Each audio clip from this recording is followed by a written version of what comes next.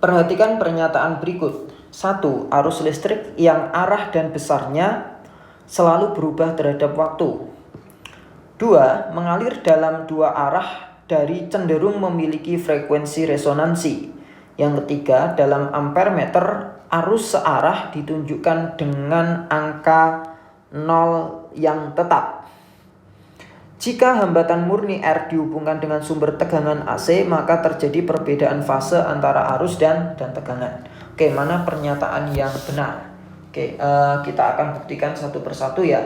Untuk nomor 1, bahwa nilai arusnya ya dan arahnya itu selalu berubah terhadap waktu. Oke, kalau saya gambarkan besaran arus dan tegangan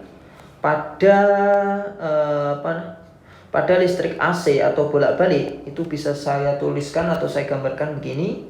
Jadi nilainya ya itu berbentuk gelombang sinusoidal seperti ini ya. Nah, ini nilai arusnya, yang di sini adalah waktunya.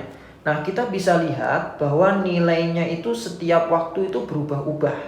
Sehingga persamaan dari arusnya ini bisa dituliskan bahwa I atau IT itu sama dengan I maksimum sin dari omega T. Oke, jadi karena bergantung sama waktu, maka nilainya tentunya berubah-ubah. Untuk arahnya juga berubah-ubah karena di sini ya ada positif, di atas negatif, kemudian positif lagi, kemudian negatif. Itu menunjukkan bahwa arahnya itu berubah-ubah, sehingga pernyataan 1 bisa dikatakan benar gitu ya. Oke, kemudian kita ke pernyataan 2. Mengalir dalam dua arah dan cenderung membentuk atau memiliki frekuensi resonansi. Ini juga benar ya. Jadi frekuensi resonansi pada listrik bolak-balik ya itu memiliki syarat, yaitu XL harus sama dengan XC atau reaktansi induktif harus sama dengan reaktansi kapasitif. Reaktansi induktif sendiri itu omega kali L dan reaktansi kapasitif itu per omega C. Nah, dari sini nanti kita bisa dapatkan frekuensi resonansi, yaitu omega kuadrat itu 1 per L LC, atau omega itu adalah 1 per akar L LC. Nah, omega bisa diuraikan menjadi 2πf, sehingga F-nya itu adalah 1 per 2pi 1 per akar L kali C. Nah, inilah frekuensi resonansinya gitu ya. Kemudian yang ketiga, dalam ampere meter arus searah ditunjukkan dengan angka 0 yang tetap. Jadi kalau listrik bolak-balik itu diukur pakai ampere meter arus searah atau ampere meter DC, karena nilainya tadi ya plus minus seperti itu ya, bergelombang atau sinusoidal, maka pada ampere meter arus searah itu nanti akan menunjukkan angka 0. Jadi nolnya misalkan di sini ya, di tengah-tengah, maka nanti hasil pengukurannya akan begini ya. Ini untuk ampere meter. Nah, itu hasil pengukuran untuk listrik bolak-balik, sehingga 2 benar ya, 3 juga benar. Nah, nomor 4.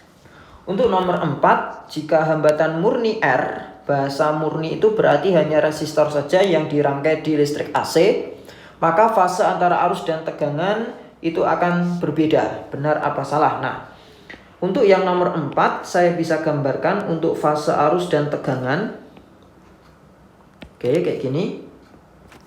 Nah, untuk tegangan misalkan yang biru ini, kemudian untuk yang arus itu yang bawah ini.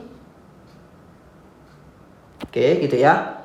Nah, seperti ini ya grafik antara tegangan dan arus ya ketika listrik bolak-balik itu dihubungkan dengan resistor saja gitu ya. Nah, ternyata ketika simpul, kedua gelombang membentuk simpul. Ketika puncak juga dua-duanya muncak. Ketika simpul lagi juga simpul, ketika dasar juga dasar. Nah, yang membedakan hanya amplitudonya, tinggi rendah dari arus dan tegangan tersebut.